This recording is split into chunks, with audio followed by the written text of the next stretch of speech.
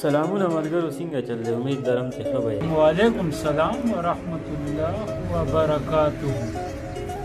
امیر سی په خیر دی. دا عمان دی سید زه تاسو ته نن د مرغو ویډیو ښیم. نو دا مرغۍ داسې طریقې سره ناستې وي چې کله راته یاد شو خبره. دا وګورئ ښه دیوال باندې څومره مزه کوي. واه واه واه دې ونې باندې وګورئ ښه ونې باندې هم ناستې دي مخکې. او دا عمان دی سید دلته کې چت نه مې ویډیو کړه. نو شین بوټي خو دلته نور نشته خو دغه د کور کې شین بوټي وو چې دې کې دا مرغۍ ناستې وي. وایي چې دا ویډیو کوم دا سره سره غرونه دي وګوره ښه. او دا ټایم موږ په دغه چت لګیا یو موږ کار کوو. نو وایي چې دلته ویډیو کوم دا مخه پټ کړ دی دلته دوړې دي.